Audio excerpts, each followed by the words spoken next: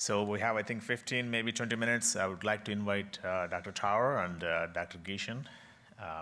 Dr. Tower is a legendary oncologist most of us know at West Cancer Center. And Dr. Gieschen is our wonderful radiation oncologist. Please take a seat.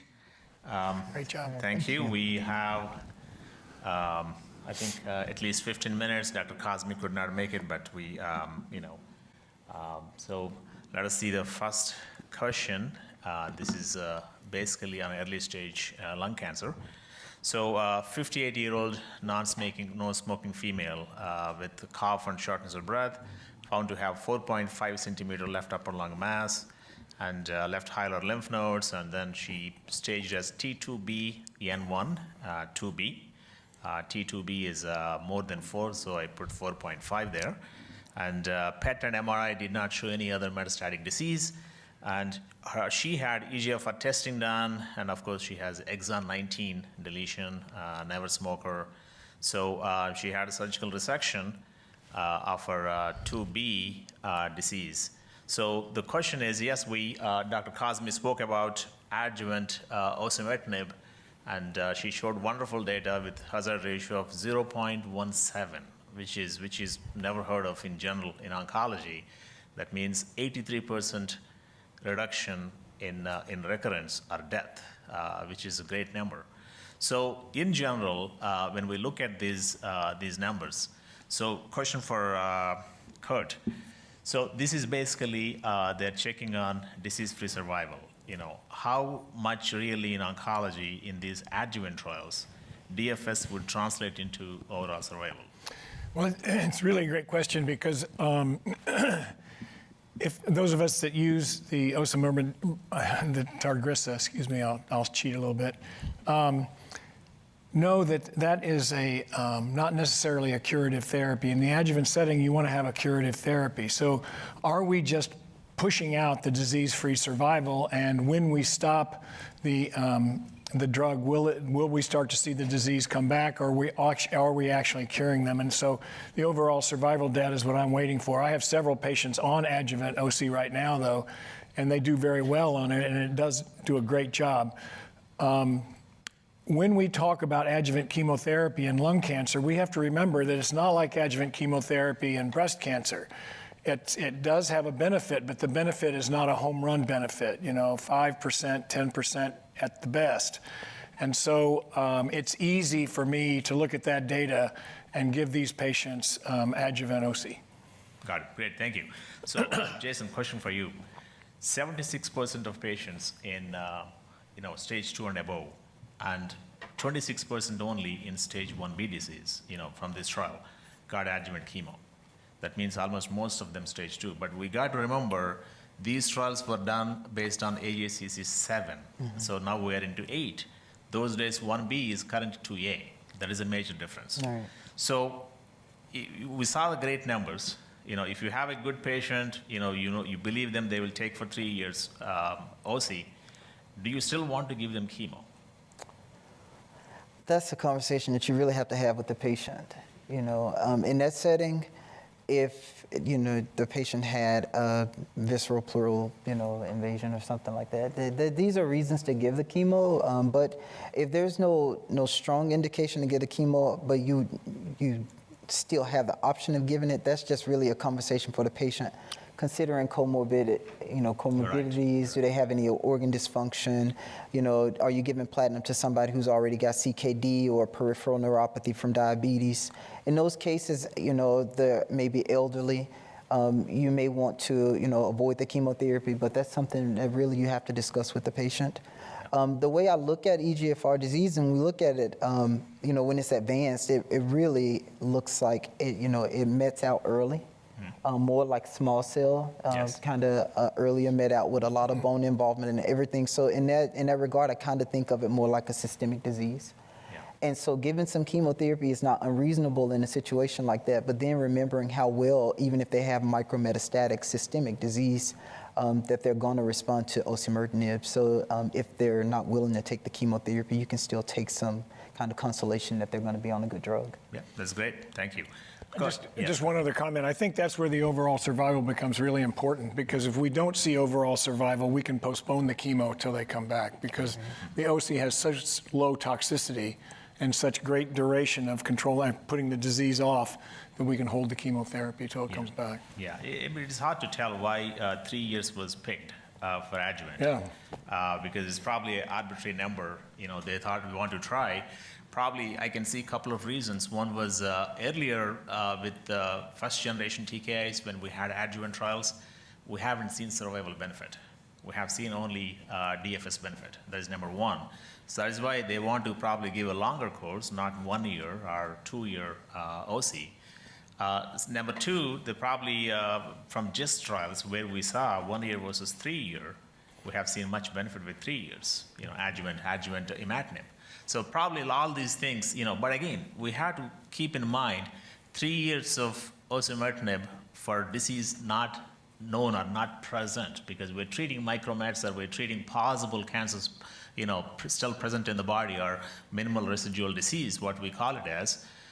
So we can't see in the CAT scans. We don't know what we are treating, but we are treating with the assumption that it may postpone or maybe cure these early stage patients. So it's a financial toxicity, if not regular, toxicity also. I have 2 patients on adjuvant OC, and both of them had stomatitis. One, I had to cut down the dose to 40 milligrams from 80. So it's not easy, in terms of that. It's not as easy as it's advertised, for sure. My biggest problem has been cough. It's just an unconquerable cough on it. It's a $500,000 for 3 years adjuvant, for each patient. So Jason, I have a question for you. We know that the trial was done only for common EGFR mutations. We do get this in a metastatic setting. We try second generation TKIs, like afatinib, third generation OC all the time, and we see uncommon EGFR mutations. Have you seen any patient requiring adjuvant, TKI like this and with uncommon mutation? No. I wouldn't treat with the uncommon mutation necessarily. The patients can benefit, and we see benefit in the metastatic setting. And I've had a few patients who probably should have been on afatinib, but because of toxicity, we had to come off and go on osimertinib. But in the adjuvant setting, without a proven, not even a PFS, I probably wouldn't do it. Those drugs can be pretty hard to tolerate. Yeah, that's true. It's not easy to try for uncommon because we don't know if it works or not. So moving on to scenario 2, the patient had surgery, does not have EGFR mutation, but completed adjuvant chemo and with platinum doublet, and PD-L1 is 20%. So PD-L1 positive, and we just saw from Dr. Kazmi talk, Empower 010, which is now probably the standard of care to give adjuvant immunotherapy for all these patients based on the stage. It is FDA approved for stage 2 and above, who had surgery, PD-L1 1+1% or above. So Holger, question: if this patient had, we thought of N1, only hilar nodes, but surgery happened and then single station N2, or multi-station N2, which we did not see on the PET scan, or EBUS. Sometimes we get 6-week, 8-week gap before surgery. Do you take them for adjuvant radiation before we move on to other systemic therapy? Well, adjuvant radiation, post-operative radiation has really lost the indications a lot. I mean, in the past, a lot of patients received post-operative treatment. Keep in mind that the older studies were also done in an era where adjuvant immunotherapy, et cetera, was not available. There have been some analysis and meta-analysis to look at, and it seems like patients really don't benefit. And some studies actually suggest there's a detriment in giving post-operative radiation to patients. The only disease that, or the only areas where post-operative radiation may be beneficial is in patients that have positive margins in some areas. And then the problem is that we sometimes have a hard time determining what this positive margin is, because the surgeons, not all surgeons actually place clips or indicate where we have to go with our treatment. And in patients with N2 disease, it can be considered in patients that actually had no known N2 disease begin with, and then after undergoing surgery than have N2 disease. That's something that we discussed with the patient, and I think the indication is kind of weak in a way. And there was an analysis in 1919 that looked at overall port. Overall, I think it doesn't really benefit all that much. Got it. But in those patients that, as I said, have clearly disease somewhere that we can identify, we would consider it. So no clear role for port for these patients. So Kurt, I have a question. You know, this trial was done basically for patients who everybody had chemo almost. And then after chemo, they were randomized, you know, to get adjuvant atezo or not. So we have seen that hazard ratio of 0.66, you know, people who got chemo plus IO, and in compared to the, you know, chemo only. Yes, we have seen improvement, but not dramatic like at our trial where we have seen with OC, you know. So do you consider still chemo in these patients, or just after surgery, because now we have IO adjuvant option, just move on to IO itself? Well, I kind of indicated I'm not a big fan of, I use adjuvant chemotherapy in lung cancer in appropriate settings, but it's not my favorite thing to do. So I think the data looks just as good with the adjuvant atezo, so I wouldn't give the chemo. Okay. Yeah, we will get more choices. Pembro actually had a great outcome, looks like. Yep. Irrespective of PD-L1, we are waiting for final results probably by ASCO, adjuvant Pembro too. So let's move on to the next scenario. The patient had bulky N2, N3, and we just discussed no role for real port there, post-operative radiation therapy. And patient had PD-L1 0, but this patient, to start with, if they have N2, N3, we go on for you know, concurrent chemoradiation. So Holger, a question for you again. The chemoradiation, is it, you know, based on each patient and performance, or everybody gets the same dose and schedule? Well, first of all, you have to keep in mind that you guys have developed a lot of new drugs. Our drug is basically the same for the last 100 years. So the only thing that we do differently is... Which is how old Holger is. Good friends with Röntgen, by the way. No, and so basically the only thing that we can do is either change the dose, give more or less radiation, or deliver the radiation in a different way. And for advanced lung cancer, pretty much after initial trials with different fractionations that didn't pan out, we pretty much settled on 60 gray and 30 fractions. Then the RTOG came up with a study, the 617, and said, what if we dose escalate and go to a higher dose and go to 74 gray instead of 60? Well, unfortunately, it turned out that that was not the answer, because patients that had a higher dose did actually worse than the patients that had the standard lower dose. So for the last many years, we have not really changed it.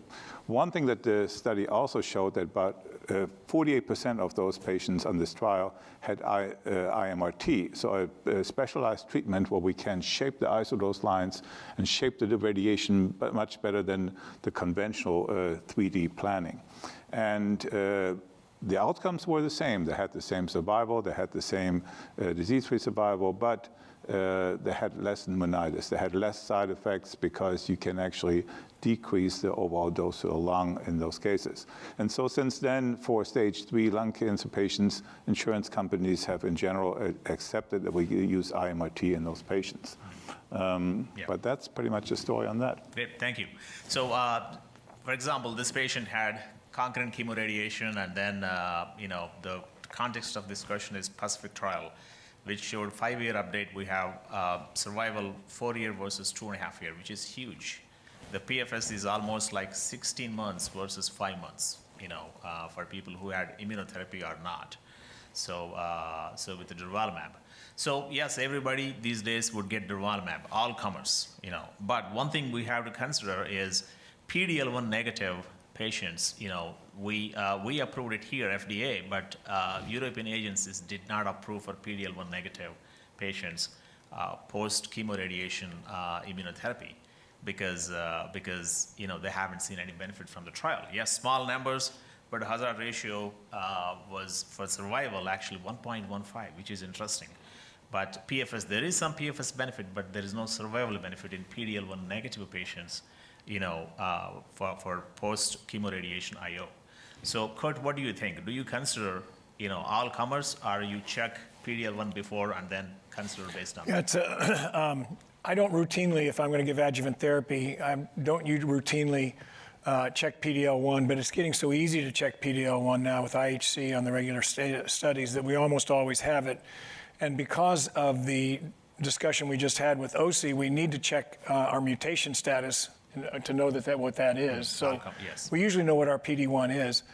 I have treated PD-1 negatives. I have not gone the European way, only because, as you said, it's small numbers, and it just looks so, if you look at, I kind of extrapolate from other IO therapy where we do see smaller benefit, but still see a benefit in the PD-1 negative. So that's why I still am using it. That's great. Jason, question. If the same patient had EGFR mutation, post-chemo radiation, do you give durvalumab or do you consider osimertinib? I hate that question. I know. That's why I asked you. Nobody knows the answer to that question. There's clinical trials ongoing and trying to enroll those patients, but we know there's increased toxicity with pneumonitis after chemo and radiation when you give them. And then, so with all of those things, right now, the standard of care is still to give the durvalumab. But then if you can get your patient on a clinical trial, then maybe you should consider using the EGFR therapy. I have given osimertinib in this setting. My patient did develop some cardiomyopathy, and I don't know necessarily that it wasn't from the drug, but withdrawing the drug didn't make it better. And usually in the case with osimertinib, it will get better when you take them off the drug. So it was probably something, unrelated, and already had a history of atrial fibrillation, so it had obviously some cardiomyopathy underlying. So you would give it these patients. Right. It's good. I think, there is some benefit, even though small number. It's hard to tell. EGFR, only 40 patients, 43 patients in the trial.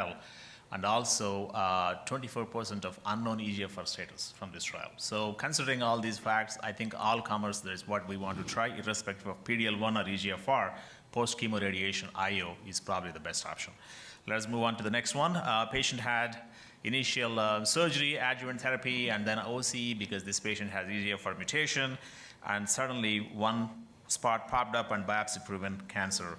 Holger, no other evidence of disease, PET, MR, EBUS, everything done as per your demands. And then what do you think? This patient can get SBRT? Yeah, basically, the way I see it, there are 4 scenarios where patients can be treated with a local therapy like SBRT in the setting of metastatic disease. And one is, of course, if a patient had symptomatic metastasis, they need to be treated. 2 is was CNS metastasis. And 3 would be oligometastatic disease to begin with. So if a patient had a primary and limited amount of metastatic disease. And the 4th one would be an oligoprogressive situation where the patient had initially widespread metastatic disease, but then under treatment has developed basically regression of the disease, but only has one area that is progressing. And meaning that this area of disease has probably evaded somehow the mechanism of whatever treatment is given and may have mutated. And so it would be useful to locally eliminate this focus rather than stopping the treatment altogether, and because it may not mean that the rest of the treatment is no longer working. I probably would include in this category also oligopersistent disease, which is kind of a little bit, we probably have to fight with insurance companies. If somebody had good response to treatment, but has one focus remaining that's not progressing, but it's not going away either. So that's a little bit more weaker indication, but I think it would make sense to consider that too. Okay, great. Yes. Ram, there's a little nuance on this one though, because this patient was on OC. We know they have an EGFR mutation, and obviously they're getting close observation. So to get a 2.5 centimeter mass so rapidly after stopping the OC suggests that it's the mutation that's driving that. Biopsy is still showing the same mutation. Yeah, so I might not do oligo. I might not radiate. I might start back on the OC. Yeah. We're actually getting, the next question is a similar thing. Oh, sorry. Also, the other interesting thing is if we have early stage lung cancer, non-operative, or patient is elderly, doesn't want surgery, if we do SBRT for stage 1 or a stage 2 disease, those patients actually adjuvant IO. Is there any role for that? Because we know that surgical resection adjuvant IO, post chemo-radiation adjuvant IO. Why can't we do for post SBRT for early stage cancer just to make sure they have a longer DFS? That question is being answered. A lot of trials, Durva actually, Asteroid trial, a lot of other trials, going on. We might have answer hopefully next year or following year. Answering your question, Jason, you mentioned post chemo-radiation EGFR mutated.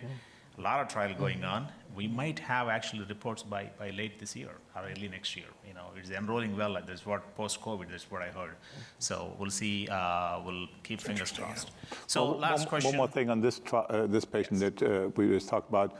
Development of a new lung lesion in a patient who had lung cancer could be also just a new lung tumor. Exactly. Exactly. It has nothing to do with that, and should be probably resected or something. Second primary, exactly. This is a question. 72-year-old, left lung cancer, left lung mass, like 6 centimeter metastatic disease, exon 21 EGFR L858R, had great response with osimertinib. Actually, my patient, 1 year after, he had a new right lung lesion. And we said, something new, let us biopsy this because it's not consistent with everywhere. He had a great response. He still has residual disease. So we biopsied it as squamous cell, not adeno. First one was adeno. And the second primary, interestingly, that also has the same EGFR mutation, nothing else. No MET, no other resistance mechanisms, EGFR or non-EGFR. PD-L1 is 30%. No other targets. He had 1 lesion in the brain, had gamma knife at the time of initial diagnosis. So what would be the best second-line therapy for him? And from the panel, from medical oncology, what do you pick? He had hemoptysis. Second one is squamous. It has a lot of hilar lymph nodes. We actually planned for SBRT for the squamous cell, but PET scan showed a lot of disease, so we did not do it. We want to go with systemic therapy, which is second line. He still has the same mutation, but not responding to osimertinib anymore. Jason? I mean, wow. You don't like that question either, huh? I hate that question. So single agent immunotherapy, any role for that? There's no role for that. That's number one. There's no role for afatinib second line for squamous cell after chemo and immunotherapy. So if you're going to say that patients who have an EGFR mutation with adenocarcinoma do respond to chemotherapy, but now you have a squamous cell lesion and it's a really advanced disease with a lot of symptoms and hemoptysis, I probably would actually go with chemo-immunotherapy first, and then come back and treat for the EGFR mutation later. So I would do number 5. You prefer ABCP or? No, not with hemoptysis and a squamous tumor. I wouldn't do that. So I would go with number 5, So and then come back to number 2 later. Yes. Kurt, do you agree with the same plan? Yeah, I agree with that. This is a tough one. The rapidity with which it's growing, again, smacks of mutation, but the fact that he's changed to squamous really suggests that it's going to be chemo, and that's a very healthy PD-1, so we ought to be able to get something out of it. Yeah. Actually, this case we discussed in tumor about 2 weeks ago. We planned for SBRT, and I got PET scan all over. So with the hemoptysis, although we cannot consider BEV combination, but again, this question was basically to discuss EGFR mutated patients. What is the best second-line therapy? ABCP, which is atezo-bev and platinum doublet, is probably the best approach, as long as it is still adeno and no hemoptysis, but this patient had a squamous. It is actually, we have a recent update. It's not statistically significant, but we have still seen very good hazard ratios for ABCP. That means atezo-bev post EGFR. But again, compared to bev and platinum doublet, or compared to atezo platinum doublet, that's what the combination is. And then yes. The other thing is that the best thing for this patient would be to make sure that they don't have some other resistance mechanism that you can target. Yes, we had a full CARIS panel and also Gordon, both of them, liquid biopsy and both of them. Jason was mentioning about if any EGFR or non-EGFR resistance mechanisms, MET14 amplifications or MET amplifications or skip mutations sometimes. Sometimes we see C797S, which is a very interesting mutation. Earlier TKIs can help a lot. Osimertinib doesn't work very well in those cases. That's why I put it there. Afatinib as a second choice. But same mutation, nothing else, no other pathways noted from the recent profile. That is why. Great. Thank you very much for the panel. Thank you very much. We're done. Thank you. For the lung. Yes. So I know we're done, but. Yes, you yes, can ask. yes. Okay, so the one question I had is looking at Dr. Kazmi's slides, it looked like for 3A with osimertinib, there was a real drop-off after 3 years when they stopped the drug, and the other ones looked more straight. I know there is financial toxicity, but for those that have like higher stage disease, do you just continue them on drug, or, I mean, if you can get it paid for? 3 years was based on the trial for adjuvant OC, but again, you know, if they are relapsing, the question is what to do for those patients. But if you they're know. not, if they're not they're responding at no other disease, ideally we would stop it. There's too much OC from there. One thing from these trials, what we have seen, adjuvant atezo 1 year, you know, IMPOR 010. Adjuvant OC 3 years. You know, better not to do more than that. If they don't have any disease by the time, they are probably cured. They will get a second lung cancer, not from the same lung cancer, probably. You know, but the current, you know, Pacific, we know that post chemo-radiation 1 year, you know, Durva. So the new trials, interestingly, LARA trial, which is we just discussed, actually indefinite. That is your question. Yeah, exactly. Post chemoradiation, that actually trial is going on right now. Adjuvant OC for EGFR mutated post chemoradiation, indefinite. Right. You know, because we can't tell whether it's progressing or still left over there. But patients who are already resected, we make 3 year cutoff. You know, Ram, we have evidence for that in other diseases. We don't stop Herceptin in breast cancer. You know, I mean, when you have a mutation, does that whatever it is that stops that mutation, whether it's monoclonal antibody or whatever the mechanism is, does that get rid of the last cancer cell like surgery can, like radiation can, and maybe chemo can? And that's always been my concern in breast cancer for sure with Herceptin, and it's the same issue here. Should we ever stop? Because the mutation is probably still there. I mean, you know, if no evidence of I gotta disease, stop this. we can take. I want to thank you guys so much, Ram, Thank you, Jason, guys. Kurt, Holger. I mean, this was a really great talk. Thank you. Really wonderful.